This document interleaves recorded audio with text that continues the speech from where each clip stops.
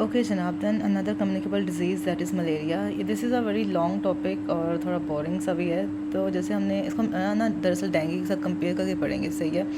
तो डेंगू में भी नो कि there is a flavi virus which spreads through the mosquito aedes aegypti. ठीक है, अब हमने उसी के कंपैरिजन में मलेरिया को देखना है। दैट इसका जो पॉजिटिव ऑर्गेनिज्म है that is a plasmodium. Okay, उसके फिर सर्टन सीरोटाइप्स हैं, plasmodium falciparum, plasmodium ovale, plasmodium vivax, plasmodium malariae. ठीक है, वो हमें पता है। तो और जो मॉस्कीटो इसको कॉज करे दैट इज़ एनोफिलीज मॉस्कीटो, ये डिफरेंस है। ठीक है, और शायद इसकी फॉर्म्स भी पूछ सकते हैं कि जो रूरल एरिया में से फॉर्म पाई जाती है दैट इज़ एनोफिलीज क्यूलिक फेसिस। ठीक है, और जो अर्बन एरियाज हैं दैट इज़ एनोफिलीज स्टेफेंसी। ये भी शायद इंपॉर्टेंट हो पूछा जाए।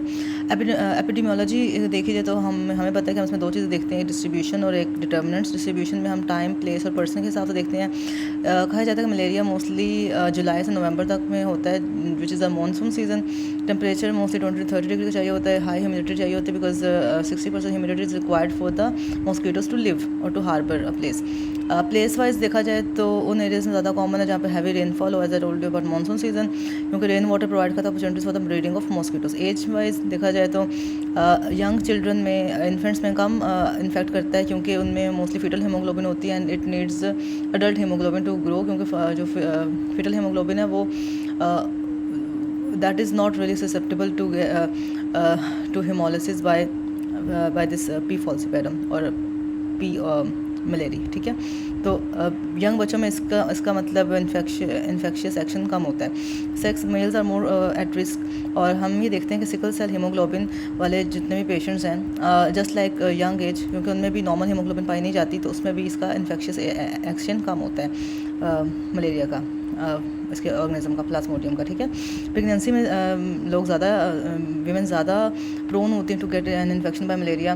ह्यूमन हैबिट्स भी अफेक्ट करती हैं, क्योंकि अगर स्लीपिंग आउटडोर्स की हैबिट होगी तो डेफिनेटली ज़्यादा वो इन्फेक्ट होंगे by the mosquitoes anopheles. Immunity है कि we acquire immunity after repeated episodes. Determinants में प्राइमरी डिटर्मिनेंट तो मॉस्कीटो इटसेल्फ है, सॉरी प्लाज्मोडियम इटसेल्फ है जो कॉजेटिव ऑर्गेनिज्म है इसका, जो इसका एजेंट है। फिर हम ये देखते हैं कि अच्छा, इसका जो फीवर होता है ना, ये इंटरमिटेंट होता है और साइकिल्स में हो रहा होता है। लाइक एवरी थर्ड डे होगा फीवर या एवरी फोर्थ डे होगा फीवर का प्रॉपर ना एक पैटर्न हम आगे स्टडी भी करते हैं कि उसके 3 सक्सेसिव स्टेजेस होते हैं, cold stage, hot stage and sweating stage. तो वो जो एक 3 स्टेजेस होते हैं ना, वो एक हर 3 दिन बाद आते हैं या हर 4 दिन बाद आते हैं, depending on the type of malarial parasite.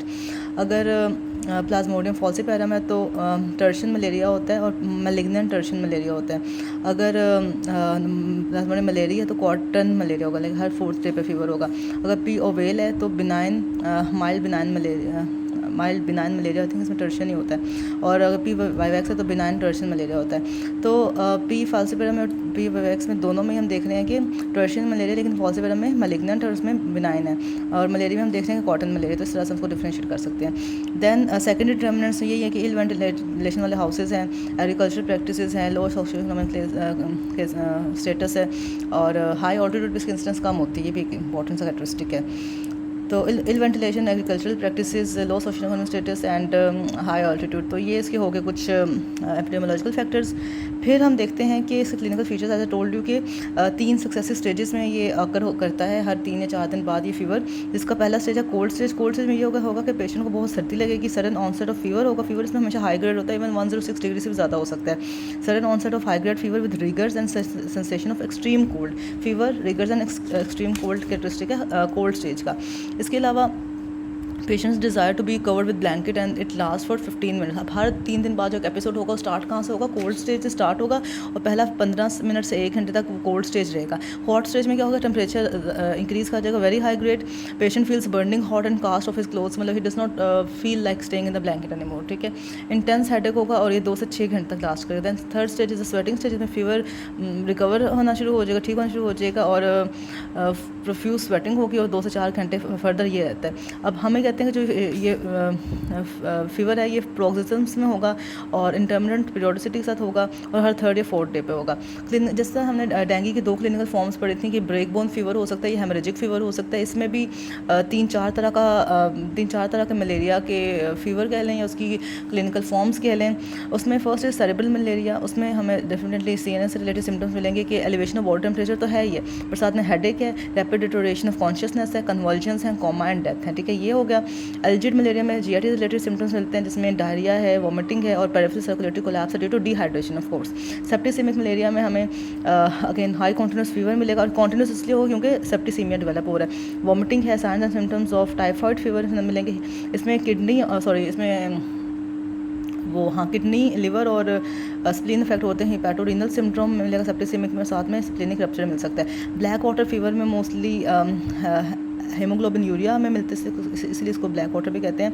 Haemolysis हो रही है, हिमोलिसिस की वजह से हीमोग्लोबिन यूरिया हो रहा है और अब्रप्ट ऑनसेट ऑफ फीवर तो है ही है। वॉमिटिंग है, सर्कुलेटरी कोलैप्स है ड्यू टू हिमोलिसिस और एक्यूट रीनल फेलियर इसमें होता था। तो इन सेप्टिसेमिक में क्या हो रहा था, सेरेब्रल वाले में ब्रेन इफेक्ट हो रहा था, सेप्टिसेमिक में लिवर, किडनी और इफेक्ट हो रहा थी हमारी स्प्लीन, और ब्लैक वाटर फीवर में एक्यूट रीनल फेलियर हो सकता है due to repeated haemolysis and haemoglobinuria. अच्छा, देन डायग्नोसिस हम कैसे बनाते हैं इसका मलेरिया का। इसमें 3 तरह की चीज़ें हैं। एक तो माइक्रोस्कोपी पे हम देख सकते हैं कि अगर पेरिफेरल ब्लड स्मीयर लें तो उसमें हम थिक फिल्म और थिन फिल्म टेस्ट करते हैं। थिक फिल्म पे हमें आइडेंटिफाई होता है कि मलेरियल पैरासाइट प्रेजेंट है, ठीक है, और थिन फिल्म पे हमें आइडेंटिफाई होता है कि which species of parasite is there, कि P. falciparum है, P. ovale है, ठीक है। थिक फिल्म पे to search for the malarial parasite and thin film पे to identify the species of parasite. ये हमें माइक्रोस्कोपी और पेरिफेरल ब्लड स्मीयर पता चल जाएगा। सीरोलॉजिकल टेस्टिंग में हम बेसिकली एंटीबॉडी टेस्टिंग कर रहे होते हैं और रैपिड डायग्नोस्टिक टेस्ट हम कहते हैं डिपस्टिक टेस्ट। मलेरिया के लिए ना डिपस्टिक टेस्ट होता है जिसमें हमें सर्कुलेटरी पैरासाइट एंटीजन मिल सकता है। अच्छा, एक इंपॉर्टेंट MCQ आता है कि how is malaria measured. Malaria is measured by infant parasite rate. अब मुझे इसका डिटेल्स नहीं पता कि हम इन्फेंट पैरासाइट रेट से कैसे मेजर कर रहे हैं मलेरिया, बस इसका आंसर यही है। एनीवे, ट्रीटमेंट और प्रिवेंशन देख लेते हैं। तो ट्रीटमेंट हम 3 तरह का ट्रीटमेंट करते हैं। प्रिजम्पटिव ट्रीटमेंट कि अभी हमें डायग्नोसिस से बना कि मलेरिया ही है, बट स्टिल हम उसको ट्रीटमेंट शुरू करते हैं to avoid morbidity and mortality. Second is radical treatment कि अब आइडेंटिफाई हो चुका है तो हम उसका स्पेसिफिक ट्रीटमेंट क्या करेंगे। And third is chemoprophylaxis. Presumptive treatment में हम कहते हैं कि all fever cases should be assumed to be malaria, और इसमें हम थेरेपी क्या दे रहे हैं, क्लोरोक्विन दे रहे हैं। क्लोरोक्विन में देयर इज 4 अमाइनोक्विनोलोन 600 मिलीग्राम की डोज में देते हैं, सिंगल डोज के फॉर्म में अडल्ट को। और अगर क्लोरोक्विन रेजिस्टेंट P. falciparum है, जो कि अच्छा P. falciparum ना मोस्टली या मैनी टाइम्स क्लोरोक्विन रेजिस्टेंट भी होता है। तो अगर P. falciparum क्लोरोक्विन रेजिस्टेंट है तो उनको अमाइनोक्विनोलोन नहीं दे सकते सिंगल डोज में। उसमें हम क्या देंगे, सल्फाडोक्साइन की 1000 मिलीग्राम की डोज जो कि सल्फोनामाइड ड्रग है, और पायरीमेथामीन की 50 मिलीग्राम की डोज, ठीक है, और साथ में primaquine. Sulfadoxine, pyrimethamine and primaquine, ये 3 ड्रग्स देंगे if the patient is resistant to chloroquine. ये होगी प्रिजम्पटिव थेरेपी। रेडिकल ट्रीटमेंट अगर हम कैसे करेंगे कि अगर हमने आइडेंटिफाई कर लिया कौन सा ऑर्गेनिज्म है, फॉर एग्जाम्पल PVVAX है, PVVAX मोस्टली क्लोरोक्विन रेजिस्टेंट नहीं होता, तो हम 600 मिलीग्राम की क्लोरोक्विन देंगे और सिंस ये और साथ में हम प्राइमाक्विन भी दे देंगे क्योंकि PVVAX में हम बताया कि उसमें उसके जो ऑर्गेनिजम्स होते हैं they tend to get settled in the liver और बाद में वो री इन्फेक्शन कॉज कर सकते हैं, तो उसको प्रिवेंट करने के लिए हम प्राइमाक्विन भी देंगे साथ में as a part of the radical treatment. तो 600 मिलीग्राम की क्लोरोक्विन, 15 मिलीग्राम प्राइमाक्विन, और डे 1 पे हम ये दोनों ड्रग्स देंगे और डे 2 to 5 हम 15 मिलीग्राम प्राइमाक्विन बस ये देंगे, ठीक है। तो हमने अमाइनोक्विनोलोन, जैसे हम अमाइनोक्विनोलोन की 1 डोज सिंगल डोज दे रहे थे, इस तरह हम क्लोरोक्विन की भी सिंगल डोज देंगे 600 मिलीग्राम फर्स्ट डे पर, और साथ में प्राइमाक्विन बाद में सिर्फ प्राइमाक्विन। फॉल्सिपेरम में हम अगेन स्टार्ट तो क्लोरोक्विन से करेंगे, 600 मिलीग्राम की डोज देंगे और 6 घंटे बाद 300 मिलीग्राम की डोज देंगे डे 1 पे। डे 2 पे क्लोरोक्विन की 300 मिलीग्राम की डोज देंगे और डे 3 पे भी जस्ट 300 मिलीग्राम की डोज देंगे। अच्छा, जो रेडिकल ट्रीटमेंट था ना इसका वैक्स के लिए, उसके लिए 5 डेज़ का रेजिमेंट थी, और जो P. falciparum के लिए उसके लिए हम जस्ट 3 डेज़ की रेजिमेंट कर रहे हैं, लेकिन हम डोज ज़्यादा दे रहे हैं कि फर्स्ट डे पे हम 600 मिलीग्राम के साथ 300 मिलीग्राम की दे रहे हैं, सेकंड डे पे हम जस्ट 300 मिलीग्राम की दे रहे हैं, थर्ड डे पे हम अगेन जस्ट 300 मिलीग्राम की दे रहे हैं। अगर हम अमाइनोक्विनोलोन या क्लोरोक्विन से रेजिस्टेंट है P. falciparum, उस केस में हम अगेन जैसे हम पहले डिस्कस किए सल्फाडोक्साइन देंगे और प्राइमाक्विन तो देने ही देने हैं, साथ में पायरीमेथामीन देंगे ड्रग। तो सल्फाडोक्साइन एंड पायरीमेथामीन प्लस प्राइमाक्विन, ये उस केसेस में हो गया। और अगर इससे भी रेजिस्टेंट है वो पेशेंट के मतलब उसमें P. falciparum है, और पहला तो हमने कहा कि क्लोरोक्विन अमाइनोक्विनोलोन से रेजिस्टेंट है तो उसमें तो हमने पायरामेथामीन दे दी, सल्फाडोक्साइन दे दी। अगर इससे भी रेजिस्टेंट तो हमने उसमें कोई और थेरेपी देनी पड़ती है, क्विनाइंस देनी पड़ती हैं ड्रग्स, तो क्विनीन एंड टेट्रासाइक्लिन। तो फिर हम इस थेरेपी पे आ जाते हैं। कीमो प्रोफिलेक्सिस के लिए हम यही कर सकते हैं कि जो अगर किसी बंदे ने ऐसे एरिया में ट्रैवल करना है जहाँ पर मलेरिया है, प्रेवलेंट है, तो उसको हम उसके जाने से एक हफ़्ता पहले ही कीमो प्रोफिलेक्सिस शुरू कर देते हैं विद क्लोरोक्विन, ठीक है, अगर वो रेजिस्टेंट नहीं है उस ड्रग से, ठीक है।